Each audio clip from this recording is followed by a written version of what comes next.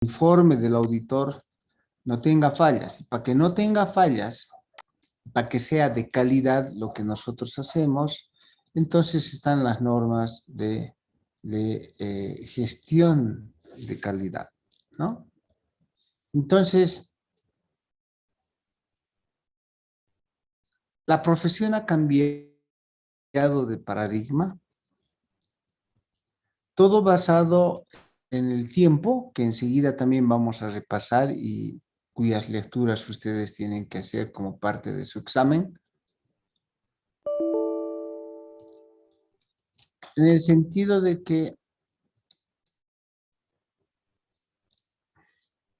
siempre basado en las eras de la economía,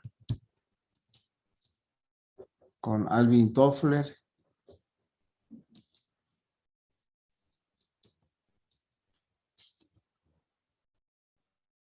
pues nosotros ejercemos la profesión considerando la evolución que hemos tenido junto con la economía, considerando las tres eras, la era agrícola, la era industrial y la era de la tecnología y el conocimiento. La era agrícola basada en la tierra, ¿no? Referida al siglo XIX, posteriormente, bueno, donde en definición lo que nosotros hacíamos era una aprobación física de la información que se tenía al 100%. Claro, porque solamente había un dueño y porque nos destinaban en esas épocas solamente a hacer inventarios físicos. Todo cambió porque viene la era industrial, con la revolución industrial que cuenta más o menos,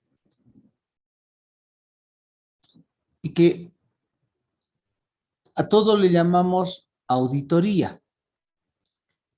Y después vino lo que es auditoría independiente, cuyo trabajo era basado en pruebas selectivas, muestreo, porque había que darle información a los accionistas y entonces surgieron las normas profesionales como criterio y legales, ¿no? Las normas internacionales de contabilidad, principios de contabilidad generalmente aceptados, etc. Todo esto cambió, inclusive el nombre de la carrera. La carrera ya no se llama carrera de auditoría, sino carrera de contaduría pública. ¿Por qué? Por la evolución desde el año 80 hacia la era tecnológica y basado en el conocimiento, que es lo que prima hoy en día. Lo que más se vende es conocimiento. Lo que se vende más es asuntos de tecnología. Y sigue evolucionando. Y todo lo que hacemos como servicios es assurance, aseguramiento, y no aseguramiento. Y nuestro trabajo ya no está basado precisamente en pruebas, aunque seguimos haciendo pruebas. Nuestro trabajo está basado en riesgo de los negocios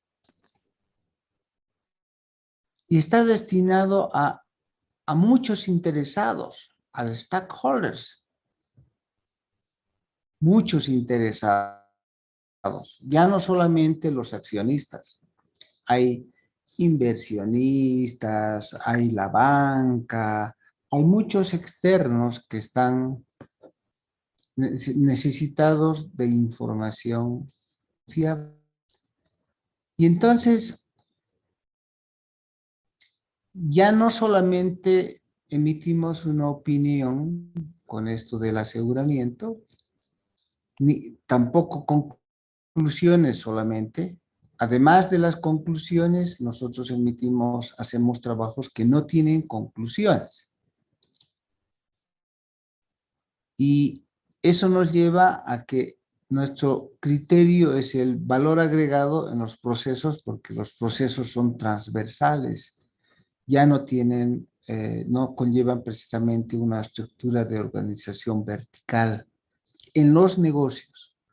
Por lo tanto, nos basamos en esos procesos y hacemos la auditoría basada en riesgos o el trabajo de aseguramiento basado en riesgos.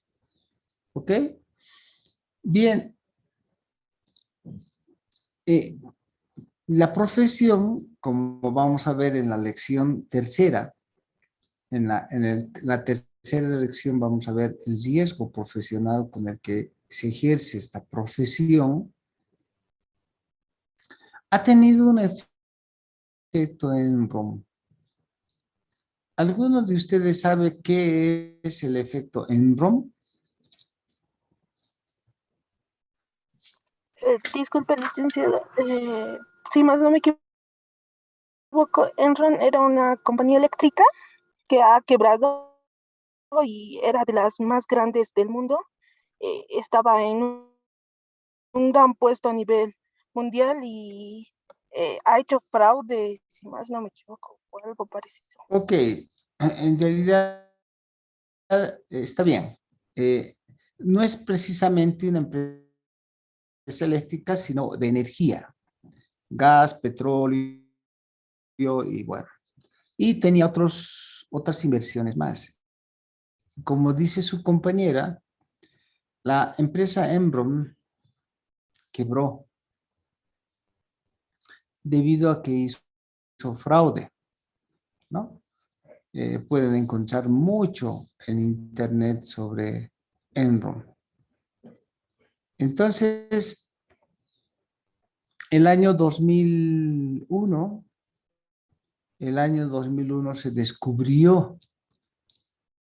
se empezó a descubrir el fraude, donde las, las empresas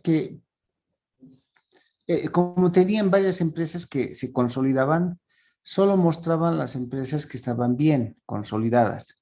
Y las empresas que tenían pérdidas no se las mostraba y hicieron que las acciones suban de precio, pensando que la empresa tenía un gran potencial. Todos creyeron en la empresa Enron a tal punto que inclusive la propia empresa Enron pagó, ¿no?, los beneficios sociales de los miles de empleados que tenían con acciones, diciendo, sean dueños de esta gran empresa, que no era gran empresa. Y dañó a muchos. Cuando quebró, obviamente muchas personas en Estados Unidos quedaron no solamente sin trabajo, sino quedaron también sin los beneficios sociales que les correspondía, en la pobreza. Entonces, ahí la primera pregunta fue, ¿y el auditor qué dijo? El auditor era Arthur Andersen, una de las 8 firmas del mundo más grandes. Hoy en día son 4, como vamos a ver después. Pero antes eran 8. Por ahí debo tener apuntes de clases. A ver, vamos a ver. De aquellas épocas, no de estas épocas. De los años, de hace años debo tener, espero que encuentre.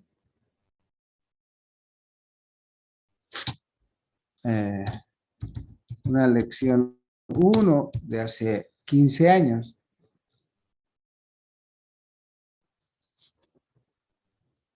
Este puede ser que sea, vamos a ver.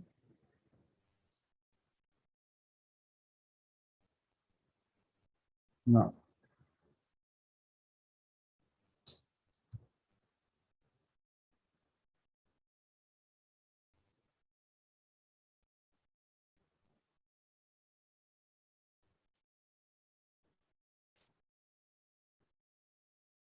Bueno, simplemente para ver si aquí encontramos.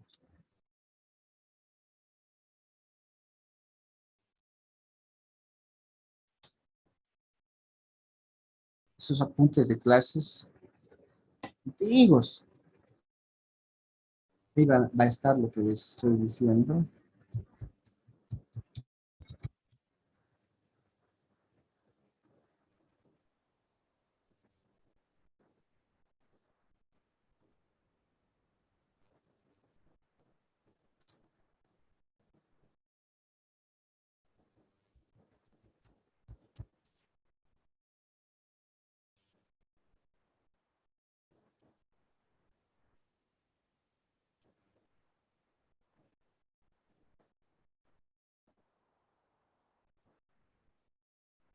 No está.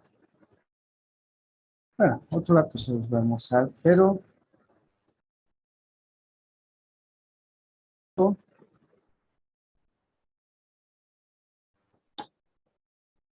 es la empresa auditora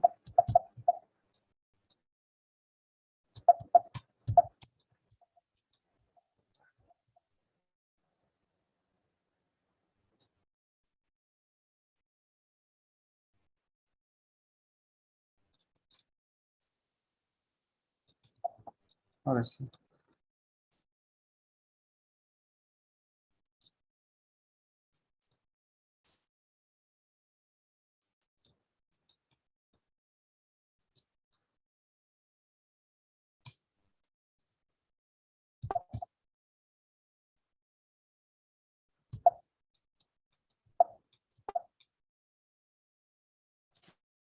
O sea,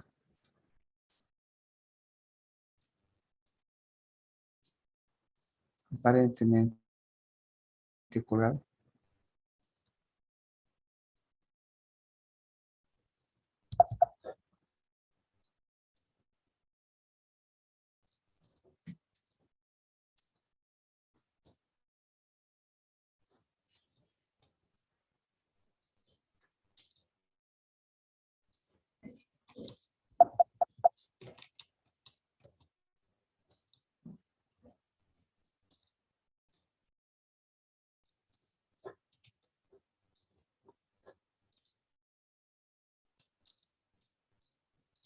Ahora sí.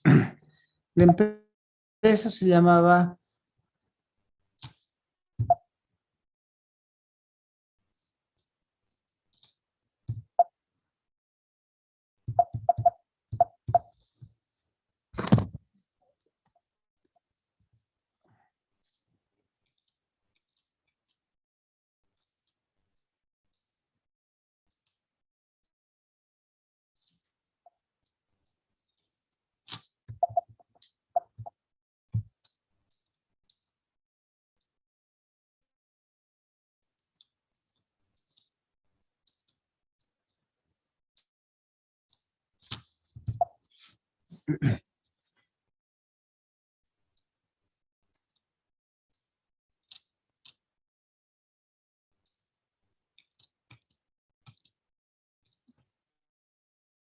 voy a volver a abrir las diapositivas, que algo ha pasado. Cesar y volver a abrir.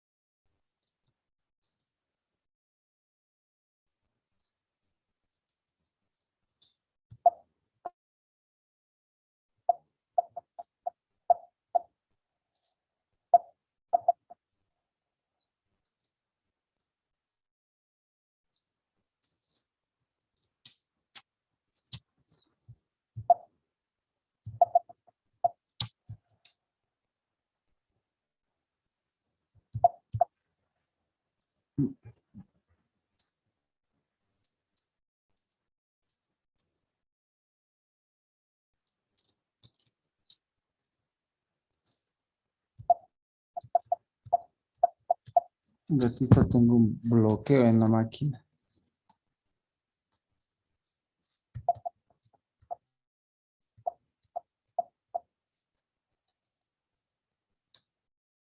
Me van a esperar un rato, voy a reiniciar la máquina.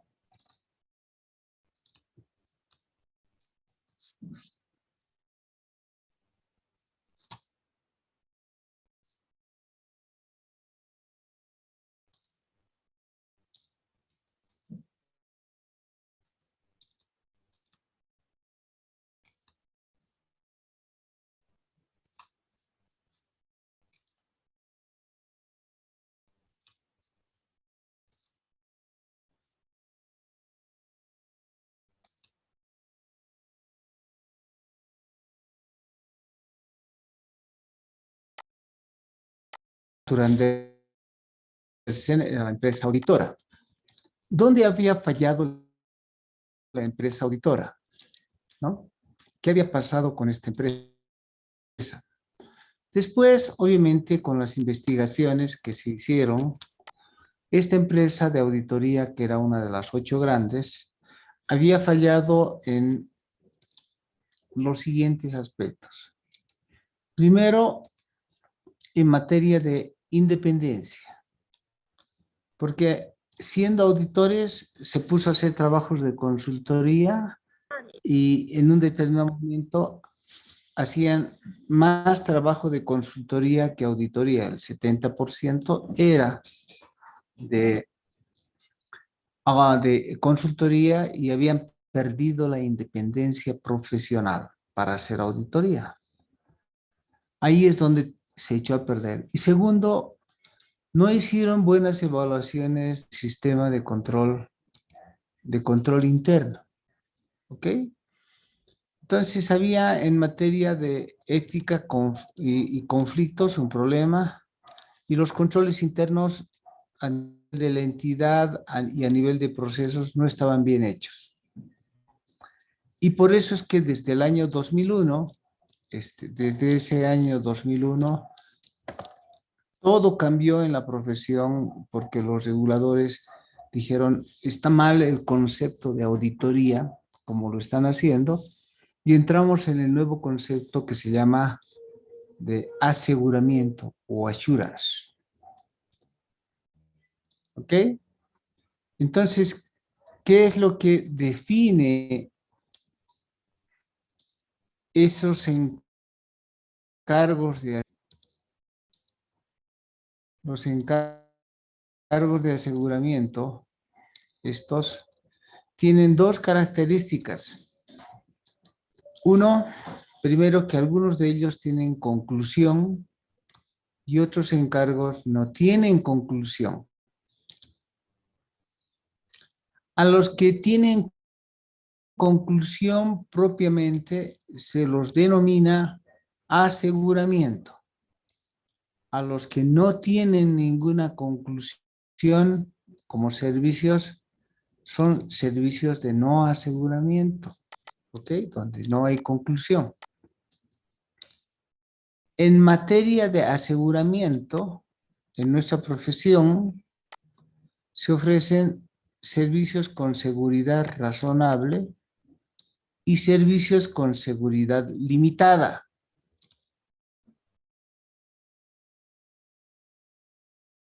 ¿Ok? Entonces, la diferencia entre seguridad razonable y seguridad limitada es que cuando se ofrece un servicio de seguridad limitada es con procedimientos de largo alcance, a lo cual se llama examen, más conocido como auditoría. En cambio, cuando el trabajo se realiza con procedimientos limitados, pocos procedimientos, sobre todo de indagación y análisis, nada más que eso, preguntas y preguntas. En este caso, pues se llaman servicios de revisión o de seguridad limitada. Y cuando se hacen muchos otros servicios llenados de formularios de impuestos, contabilidad, etcétera, esos son donde no damos ninguna conclusión, esos son servicios de no aseguramiento. ¿Ok?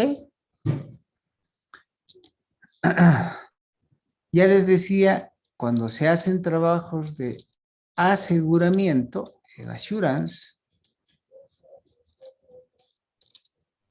este aseguramiento, donde se da la característica principal, es que aquí, en este tipo de servicios, se da es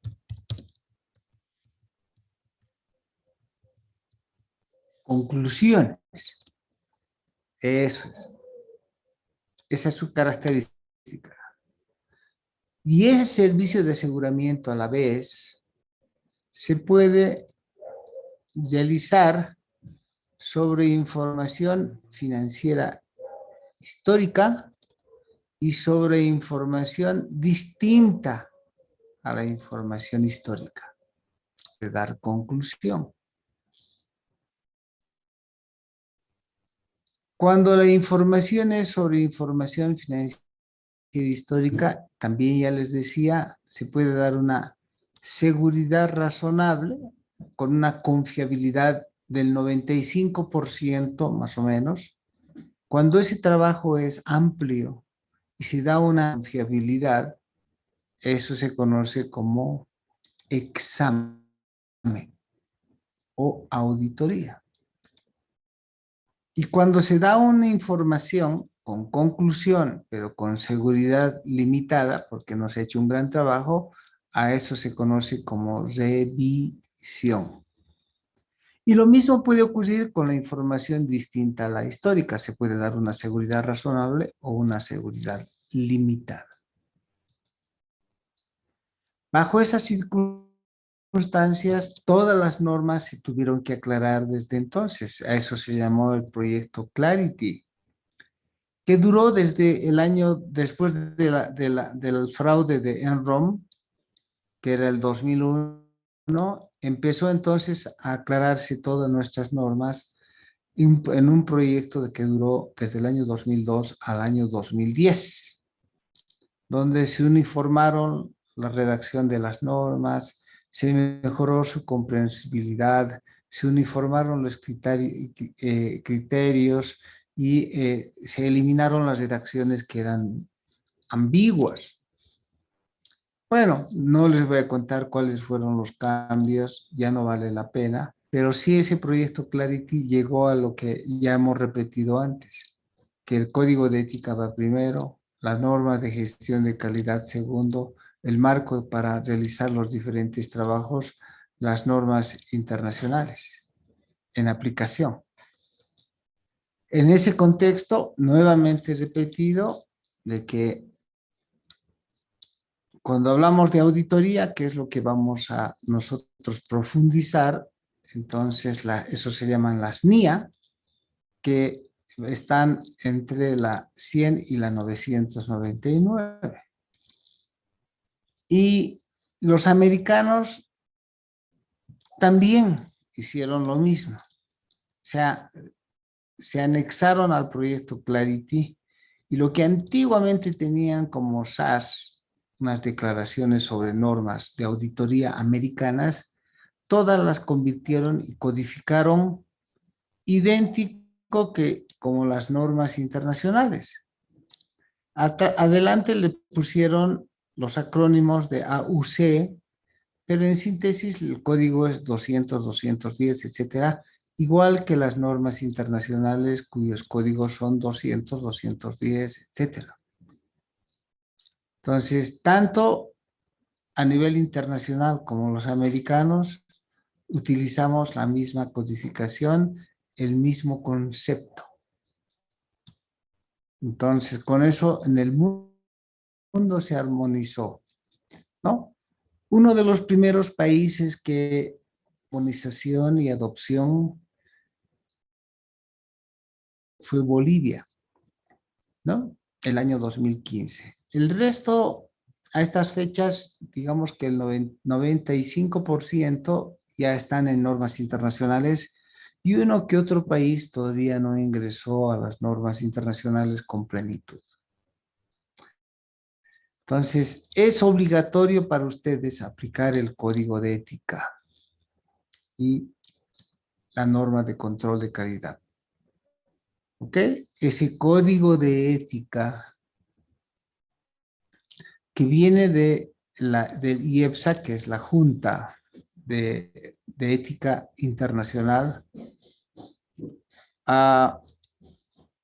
y que para realizar el trabajo en una empresa, en su estructura, debe tener toda una estructura de ética. Y para tener una adecuada gestión de calidad, debe tenerse un área de aceptación y continuación de clientes, un área que hace el desarrollo de trabajo, las herramientas que se utiliza, y un área que administra el personal. Solo de esa manera se puede garantizar la calidad. Más la firma tiene que tener claramente definida sus valores éticos, los roles y asignaciones para rendir cuentas. Y todo lo que se haga tiene que estar debidamente documentado. ¿Ok? Esa es la forma en que trabajamos y pensamos. Preguntas.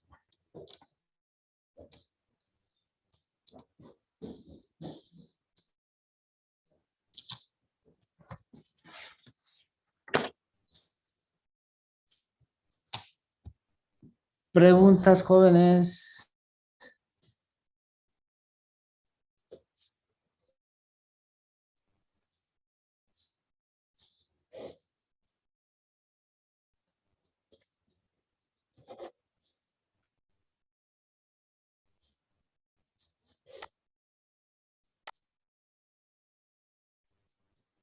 Bien. Ahora recién vamos a entrar entonces en la historia y vamos a ir en busca del significado de qué es auditoría, porque ya sabemos que en nuestra profesión se realizan muchos, por eso se llaman ustedes, van a ser contadores públicos, y que el trabajo de auditoría, este trabajo de auditoría, solo es una parte, y que todo ese trabajo de auditoría se sujeta a normas internacionales de auditoría. El objetivo de nuestra materia solo es esta partecita nada más. No los otros. Un estudio a través de una maestría, viendo uno por uno los distintos trabajos que se pueden realizar. Con esto, entonces, entramos en la segunda lección o en la tercera lección, que ya tiene que ver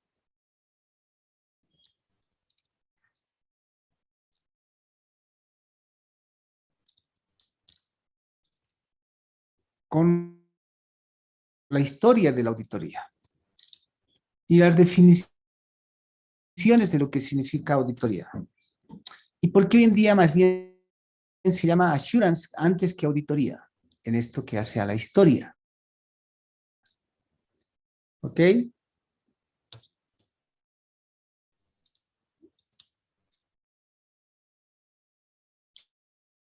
Entonces cuando ustedes ven un libro, la introducción del libro de Whittington en principios de auditoría, lo primero que va a lanzar Whittington es lo siguiente. Dice, nuestra sociedad no podría existir sin información confiable.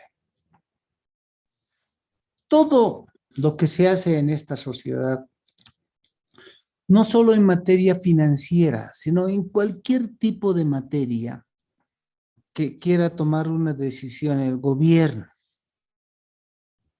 ya sea que una persona quiera tomar su decisión, ya sea que una empresa pequeña o una empresa grande quiera tomar decisiones, todas sus decisiones tienen que estar basadas en información, pero no cualquier cualquier información confiable, porque si la información no es confiable, se pueden tomar malas decisiones.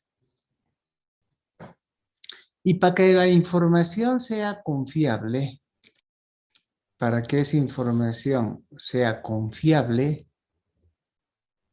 entonces está el trabajo, esa confiabilidad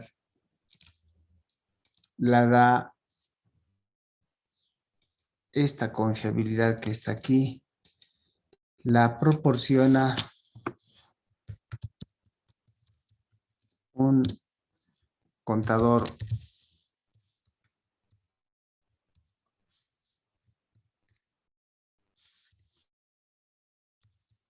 público o auditor. ¿Ok? Entonces, si alguien quiere tomar una decisión, más vale que tenga información que vaya a ser confiable, porque hay mucha información que es información construida, fraguada o fraudulenta y que a uno le hacen tomar malas decisiones. Ejemplo, a ver, no estamos hablando precisamente de información financiera, sino de cualquier tipo de información. Hace un año o 2 años, el Club Bolívar tomó malas decisiones. ¿Por qué? Porque le dieron información de que ahí tenían 2, 3, 4 jugadores extranjeros que eran capísimos para la pelota y jugaban muy bien al fútbol. Y les dieron información, videos y todo eso para que tomen su decisión. Y dijeron, qué lindo, juegan muy bien, son españoles y todo. Los contrataron. Y cuando vinieron a jugar, ¿no? Se dieron cuenta que estos señores no sabían jugar bien al fútbol y por los cuales pagaron mucho dinero basados en información que no era pues confiable. Para tomar una decisión tenían que haber contratado un contador público o un experto en el área que verifique la información, pero profundamente, haga pruebas de existencia, de integridad, etcétera, para definir eso. El gobierno boliviano, por ejemplo, quiere tomar decisiones sobre nuevas distribuciones de regalías petroleras, regalías, distribuciones de coparticipación de las regalías para todos los departamentos en Bolivia. Y el resultado es que esa decisión que tiene que tomar el gobierno boliviano lo tiene que hacer con base en información. Se dice que Santa Cruz ya ha sobrepasado en habitantes a La Paz. Por lo tanto, hay que darle mayor cuota a Santa Cruz. En segundo lugar, dicen que está La Paz y después en tercer lugar Cochabamba, etcétera, etcétera. Pero se necesita saber cuánto. La única alternativa que se tiene es hacer un censo. El censo seguramente se va a hacer a fines de este año o máximo el siguiente año. Una vez que se haga el censo, no es suficiente. Van a tabular los datos y alguien tiene que definir que esos datos tabulados son confiables. Van a tener que contratar a una firma de contadores públicos o auditores para hacer las pruebas suficientes para saber que la información es confiable. Caso contrario, las sociedades no pueden existir. Para existir en cualquier materia, por ejemplo, en salud, ahorita, la pandemia ya está pasando, es la primera primera pregunta. ¿Qué necesitamos saber eso? Necesitamos saber para eso es cuántas personas están contagiadas, de qué tipo, cuáles son las secuelas, etc. Todo debía haberse tabulado, llevarse una contabilidad de cuántos enfermos hubo, cuántos enfermos hay, qué tipos de secuelas tienen y todo debía haber sido tabulado. Y no solamente eso, debía ser monitoreado. Para saber si esa información que nos van a dar es confiable y tomar las decisiones. Por ejemplo, una decisión que debe tomarse en este momento es si vamos a regresar a clases presenciales en los colegios y en las universidades. Pero esa decisión solo se puede tomar con información que es confiable. ¿De dónde sacamos la información confiable? Si no se ha montado ni la contabilidad ni los registros de los enfermos. Lo único que es el reporte que se tiene de los lugares donde se hacen análisis de COVID. Y los que no van a hacerse análisis de COVID y la pasan como pueden, ¿cuántos son? ¿Cuántos están enfermos? ¿Cuántos en esta semana después del carnaval están enfermos? No tenemos información confiable para tomar decisiones. Una mala decisión puede hacer que gran parte de nuestra sociedad muera. Por lo tanto, la única opción es tener información confiable y auditada por un contador público para tomar decisiones. Hoy en día, aparentemente se está iniciando la Tercera Guerra Mundial. Ya Rusia ha invadido a Ucrania. Y si nosotros entramos a ver hoy día las cotizaciones de las bolsas han caído y las empresas están vendiendo sus acciones y algunos sus bonos y algunos sus commodities, materias primas, etcétera, tomando decisiones por el miedo, cuando en realidad no debían estar tomando decisiones en función del miedo en el mundo, debían estar tomando decisiones con información confiable para subsistir, para que sus empresas subsistan. Entonces, tan poderoso es la carrera de contaduría pública, porque hoy ya no ofrece solamente la auditoría de estados financieros, como hemos visto hace un ratito, sino de cualquier información para que esa información sea confiable, incluida tecnología de información. Por eso es que Whittington dice, nuestra sociedad no podría existir sin información confiable. Sucumbiríamos. Entonces, ahora que vino la pandemia, muchas profesiones con la tecnología han disminuido su capacidad o inclusive muchas profesiones podría ser que desaparezcan por lo de la tecnología. Pero una de las profesiones que más se ha fortalecido y todo el mundo cree que realmente es la profesión clave, es la del contador público, siempre y cuando el contador público sepa de su rol y ofrezca información confiable. Ese es nuestro rol, ofrecer información confiable y no meterse en problemas como en el caso Enron, donde hubo fraude.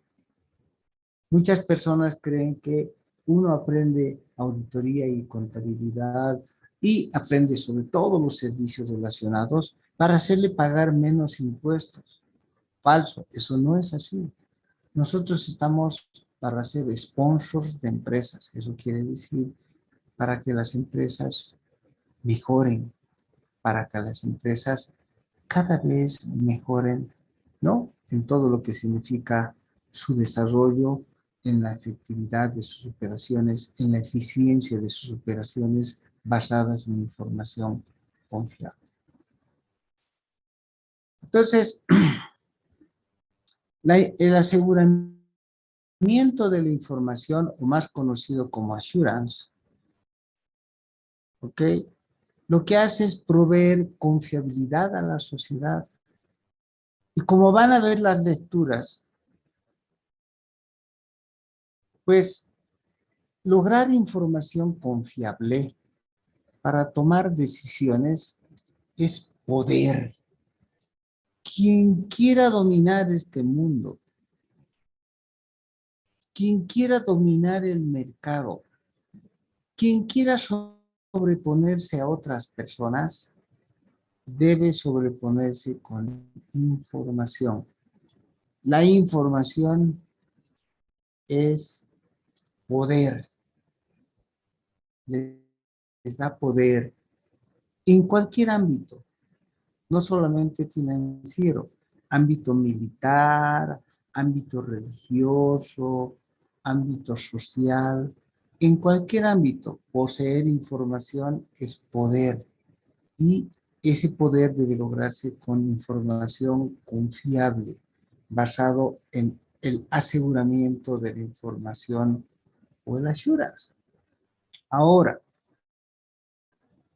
para lograr esa confiabilidad de la información, en cualquier ámbito, pues en primera instancia debe esa seguridad, ese assurance que se da, crea un triángulo para realizar trabajos de aseguramiento. En primera instancia está el profesional que va a ejercer ese servicio de aseguramiento, que en todo caso es el auditor. Están los criterios con los cuales va a medir su trabajo y está la materia sujeto a darle seguridad y dar una conclusión o dar una opinión. Ese triángulo es clave.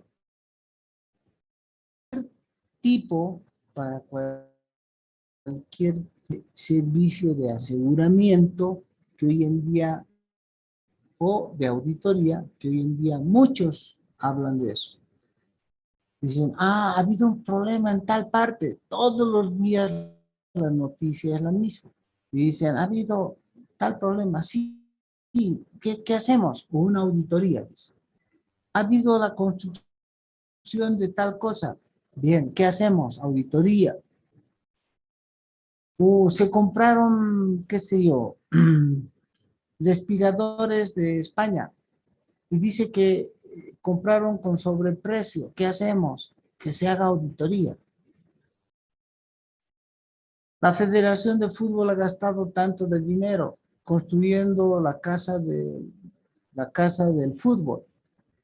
Parece que no se ha gastado bien con el adecuado presupuesto. Bien, ¿qué tiene que hacerse? Auditoría, ¿no? Más un rato van a decir el alcalde de Sucupira dice que ha comprado tales cosas. No sabemos si eso está bien. Entonces, ¿qué quieren hacer? Auditoría. Más luego dicen, dice que este médico ha actuado con negligencia, ¿no? Y todos reclaman, dicen, no, se ha muerto mi suegra. Bien, se murió su suegra, sí, y solamente le he llevado al médico. Y cuando ha salido de la operación, ha salido muerta. Juicio al auditor, digo, al médico, porque ha sido negligente. Supuesta. ¿Qué es lo que se tiene que hacer? Auditoría médica. Dice que la tecnología no se desarrolló adecuadamente. ¿Qué tenemos que hacer? Auditoría tecnológica. Entonces, todo el mundo, en toda materia, ya quieren hacer auditoría y auditoría. Ahora, Ahora, ese trabajo de auditoría, para hacer ese trabajo de auditoría, si fuese, por ejemplo, una auditoría médica, entonces aquí, si fuese una auditoría médica, aquí el profesional auditor va a ser un médico. ¿Cuál va a ser el criterio? Entonces, los médicos tienen protocolos. A uno no le operan porque dice que así nomás se operó. No, existen protocolos médicos. Antes de realizar un trabajo, de operar a una persona, no, primero hay que hacerle un diagnóstico, hay que hacer análisis, exámenes de orina, de sangre, de lo que quiera. Hay que hacer protocolos, esos son protocolos médicos. Está establecido, está el código de medicina, todo. ¿Y, ¿Y a quién le vamos a hacer la auditoría? ¿No? Al médico que ha operado. Entonces, la materia sujeta es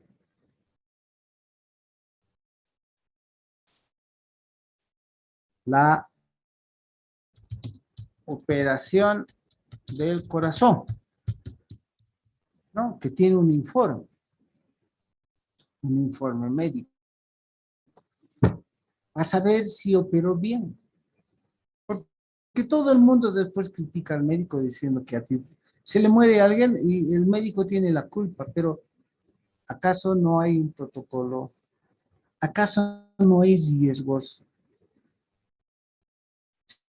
Si la persona tenía 90 años, la probabilidad era que se muera si se hizo operar, porque a los 90 años ya no va a poder casi, ¿no?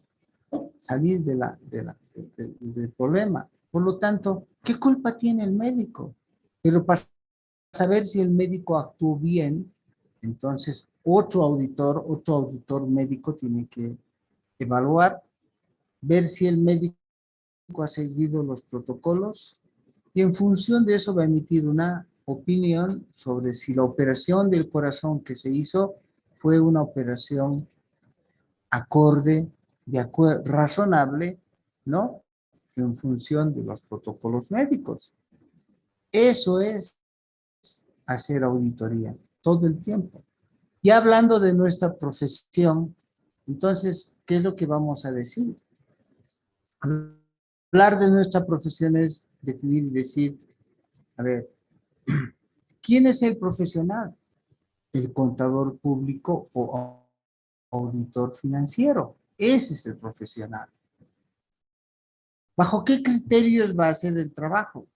Bajo normas de contabilidad generalmente aceptadas, porque tiene que ver que los estados financieros que audite están hechos bajo normas. Ah, ¿no? ¿Y qué es lo que va a auditar? Los estados financieros, que están respaldados por registros. Entonces, ¿para qué? Para emitir una opinión sobre si esos estados financieros presentan razonablemente de acuerdo con las normas de contabilidad generalmente aceptadas o de acuerdo con las MIR.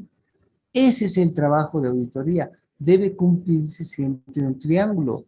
No importa la profesión, siempre va a existir este triángulo. Todas las demás profesiones han aprendido de nosotros, siguen nuestros procedimientos para que vean. Todo el mundo quiere auditoría de todo. ¿Y cómo hacemos la auditoría militar? Ah, entonces se copian de nosotros, que somos los contadores públicos, de cómo hacer una auditoría de cualquier tipo. ¿Ok? Preguntas hasta aquí.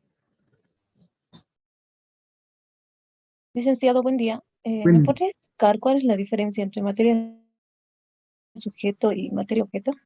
bueno, en realidad es lo mismo. Lo que pasa es que cuando estamos hablando del sujeto, a veces puede ser la persona, el médico. Como dicen que el médico ha sido negligente, entonces vamos a opinar, terminar de opinar si la persona, el sujeto, realmente fue negligente. Esa va a ser la conclusión o opinión, dado que tenía que seguir ciertos protocolos. En cambio, el objeto, en este caso, son los estados financieros. Podemos hacer auditoría del objeto, podemos hacer auditoría de los estados financieros, podemos hacer auditoría a ver, los médicos, ¿qué es lo que tienen? ¿Cómo se llama? No sé si alguien me ayuda. Los médicos tienen un tablero donde van anotando todos los días cuánto de temperatura tiene, etcétera. ¿Qué se llama? Que se pone al pie de las camas, si ustedes han ido alguna vez a algún hospital, al pie, pues, ¿no? Entonces entra la enfermera, mira y pone la temperatura. Historial médico. Ok. Entonces, los médicos llevan un historial médico, igual que registro contable, pero ellos le llaman historial médico, donde anotan temperatura, presión y todo, cómo está reaccionando el paciente. Entonces, podemos hacer auditoría del historial médico. Imagínense, sería una locura que el médico no hubiera llevado un historial, o sea, que el paciente esté tirado en la cama y simplemente le diga, vamos, lo voy a operar del corazón o del riñón. No, tiene que tener un historial médico, ¿ok? Y entonces el historial médico puede ser objeto de la auditoría. En cambio, el médico, como médico, puede ser sujeto de la auditoría. Más preguntas.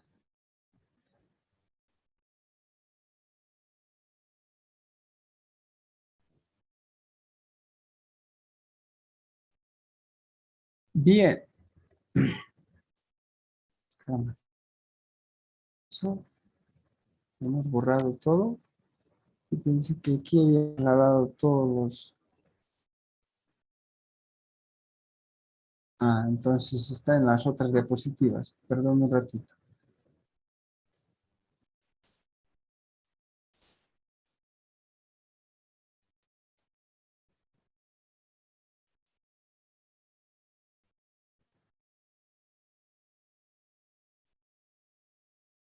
No, no está aquí.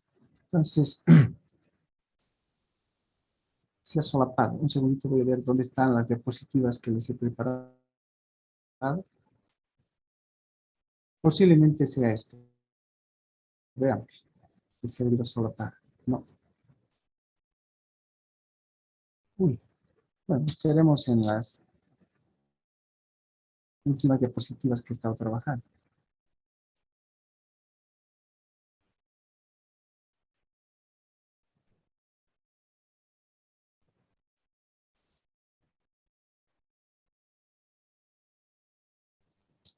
Ahí estábamos trabajando, pero veamos si copió todo. Sí, está bien, aquí está. Este es. No sé por qué.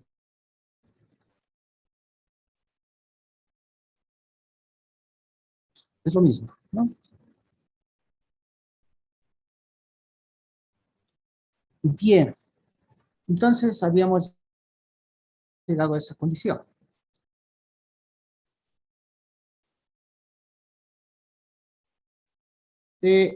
Basado en esto, este señor, a ver si lo tengo aquí a la mano, desarrolló todas las teorías. Aquí está. Sobre cómo evolucionó entonces la profesión, y Mantilla, Samuel Mantilla, Auditoría y la Información Financiera, es el título, donde gran parte de lo que les estoy diciendo está en sus primeras lecciones, que las voy a escanear y se las voy a pasar para tomarles el examen. Pero tan dinámica es la profesión, que lo que dice Mantilla de hace 2 o 3 años, gran parte ya cambió. Por lo tanto, cuidado. No solamente tomen a Mantilla, sino ven la evolución en el tiempo, que es lo que queremos ver. Entonces Mantilla, para de lo que le llama de la revisión al aseguramiento. ¿Qué es lo que en realidad está diciendo? Está diciendo que de hacer simplemente un trabajo menor alcance, uno puede llegar hasta hacer un examen profundo, que es el aseguramiento. ¿Sí? Entonces, se pueden ofrecer diferentes servicios al momento de hacer nuestro trabajo. Y ustedes tienen que entender que cuando lean este capítulo, ¿no? Ustedes sean capaces de aplicar un pensamiento claro de la auditoría, saber qué es una assurance, ya saben, saber qué es una revisión, ya saben, ¿no? Y cuál es el objetivo de la auditoría y cómo ha evolucionado la auditoría en el tiempo. Tienen que tener claridad, como dice aquí, aunque ya tienen esa claridad porque ya les he dado las diferentes normas y que pueden realizarse en diferentes servicios de assurance y no assurance, eso ya hemos hablado, pero aquí va a reforzar un poco Samuel Alberto Mantilla, que es parte del libro, ¿no?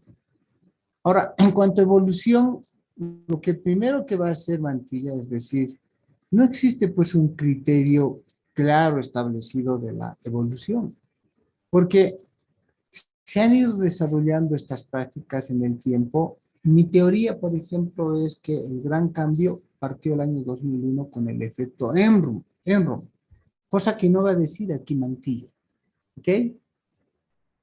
¿Por qué? Porque todo esto tiene un carácter de estudio, tiene un carácter epistemiológico y todo se basa pues en ese carácter abstracto, filosófico que uno pueda hacer.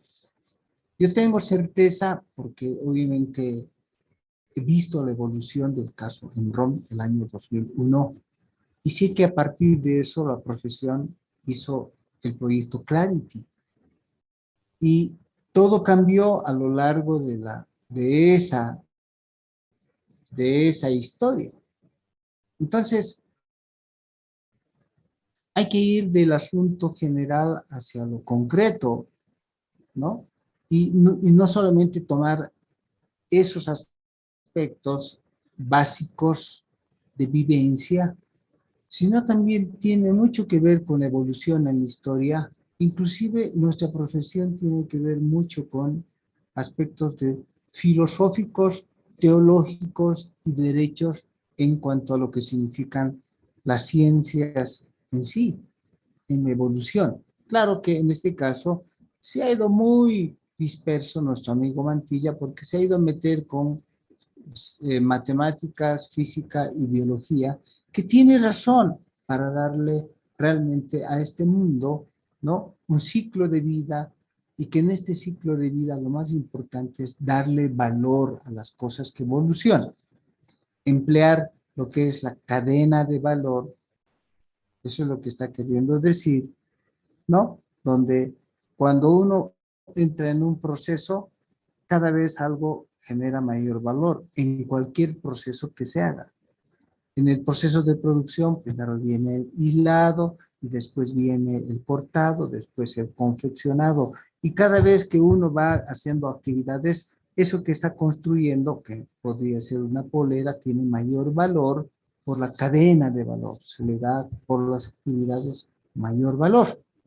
Y existen diferentes metodologías y procedimientos, también lo dice, ¿no? Y todos esos han cambiado en la historia. Entonces, no crean que la auditoría es única, está cambiando permanentemente. Hoy en día estamos trabajando con muchas bases de datos y estoy seguro que en un año más todo va a cambiar. Las normas tal vez no, pero los procedimientos sí. ¿Por qué? Por el avance de la tecnología. Nosotros tenemos una gran dependencia tecnológica. Ahora,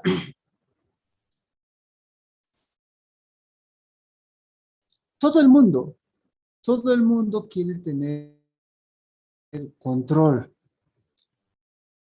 porque el control ¿no?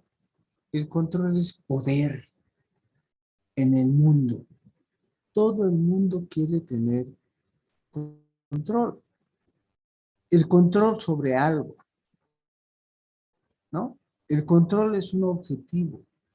La auditoría es un método nada más. ¿Okay? ¿Cómo se obtiene el control? Bueno, pues es un fin de muchas personas. ¿Por qué Putin inicia la guerra de Rusia a Ucrania? La respuesta es porque quiere tener control. ¿Y por qué quiere supuestamente tener control? ¿Por qué? Porque Rusia tiene muchas riquezas y productos como petróleo y gas que tiene que desplazarlo al mundo para vender y tener riqueza. Pero tiene que pasar por territorio ucraniano. Por lo tanto, la única manera que encuentra de manejar bien su economía es tener control sobre Ucrania. ¿Por qué los chilenos nos invadieron a nosotros y nos quitaron el mar?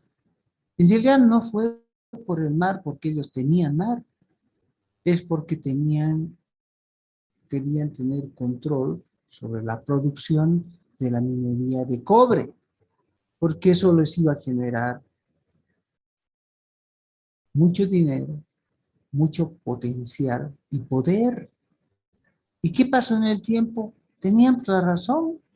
Invadieron a Bolivia, le quitaron territorio de todo lo que es el cobre, salitre, todas esas partes. Y hoy en día son los primeros productores de cobre. Y con eso ganan mucha plata. Y con eso sobreviven. Eso se llama control. ¿Okay? Por lograr un objetivo. Entonces, claro, en auditoría, como dice, para entender en auditoría, el control como objetivo es lograr niveles de interés público. ¿Por qué? Porque si es que una empresa tiene adecuados controles, va a cumplir con sus objetivos, ¿no? Y obviamente va a tener un mejoramiento de la institución. Y nosotros debemos propender a que las empresas tengan adecuados controles. Pero el tema de control no es un tema de auditoría financiera. El tema de control es un asunto, el tema de control es un asunto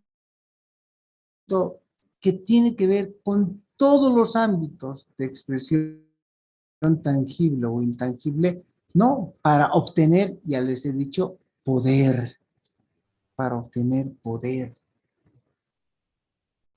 Ya sea en el ámbito político, poder en el ámbito económico, poder en el ámbito cultural, poder en el ámbito social, poder en el ámbito religioso, poder en el ámbito militar. A ver, en el medioevo, en la Edad Media, la religión, ¿cómo quería poder tener poder? ¿Qué quería controlar?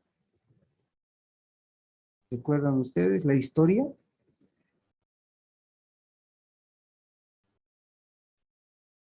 Hasta le han mentido a la sociedad con respecto a la religión, a Dios, para que la religión tenga poder. ¿Con qué?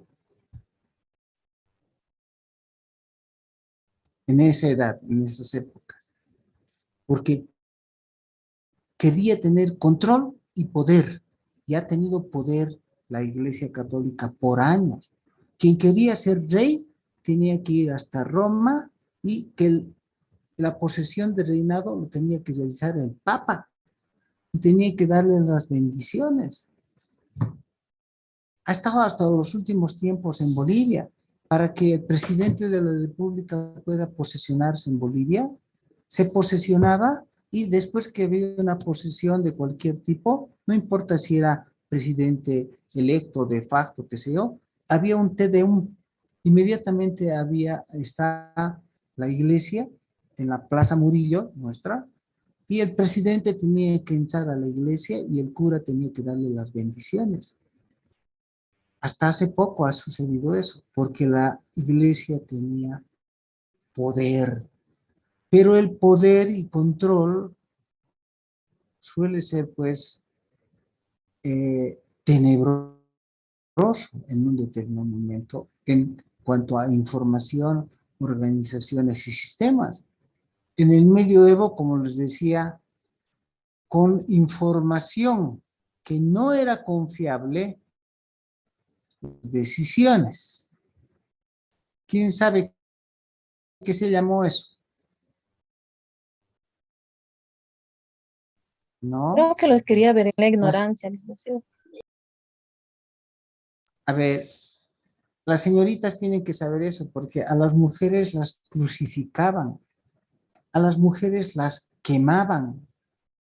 ¿Bajo qué concepto que instituyó la señora Isabel la Católica, entonces, para tener poder sobre el pueblo?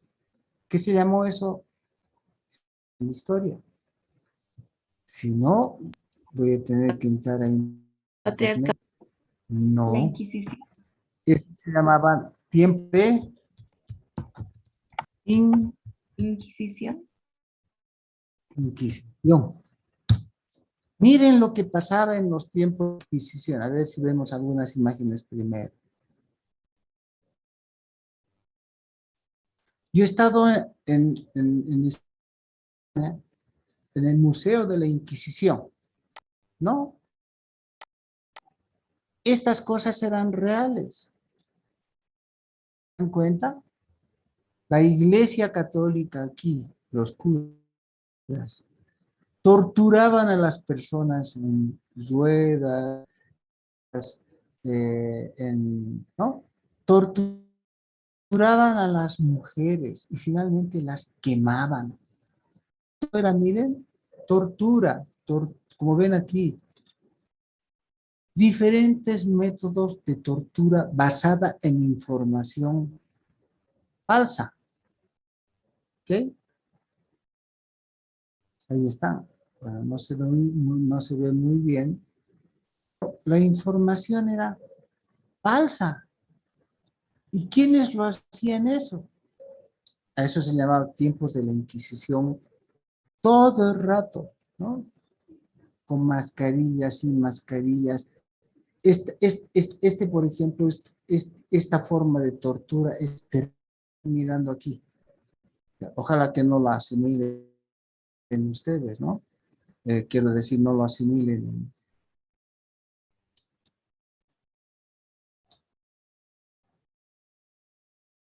La dolencia de hierro era una de estas, que las pueden ver en el museo.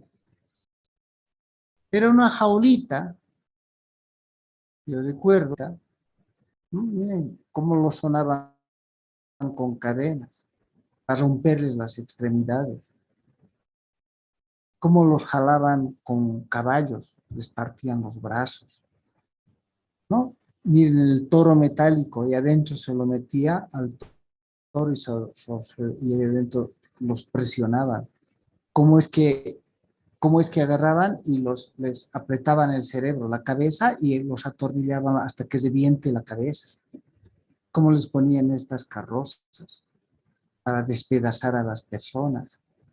Esa jaulita era lo peor. Los metían en cuclillas y los tenían semanas con punzones en el cuerpo y tenían que en una semana morir, pero morían gritando, gritando, gritando.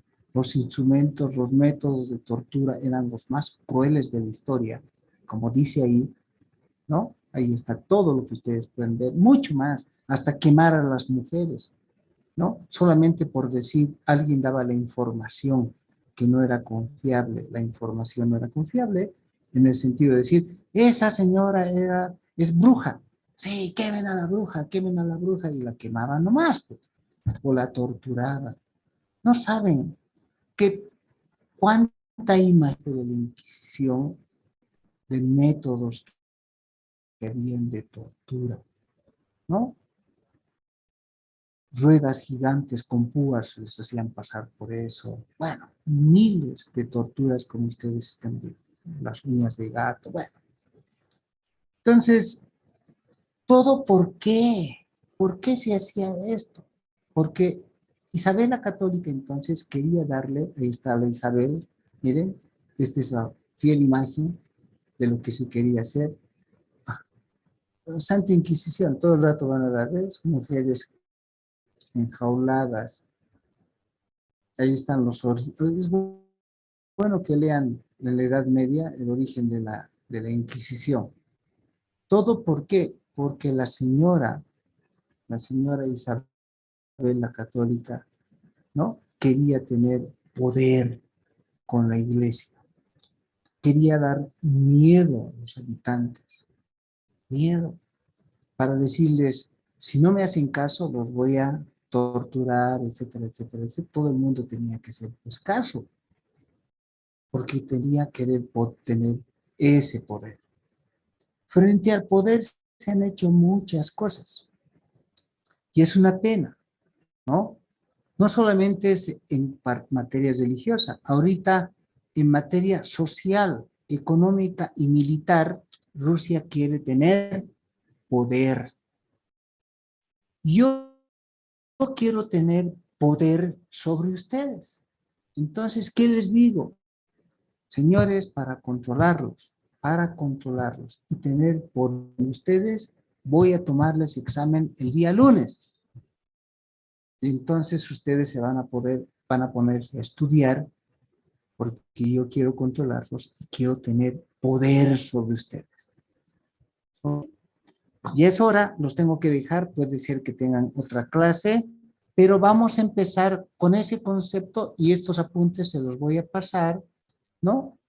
Para que esto que significa lo que dice Mantilla en el libro, es que, ¿cuál es el objetivo? Tener control para tener poder. ¿Y cómo se realiza eso? Bueno, está en la lectura que ustedes van a hacer. Bien, entonces, estamos en la diapositiva número 8. 8 y estamos entrando a control. ¿Por qué se genera control? El control que tiene que generar poder. Nos vemos el día lunes a primera hora en Classroom, en el examen.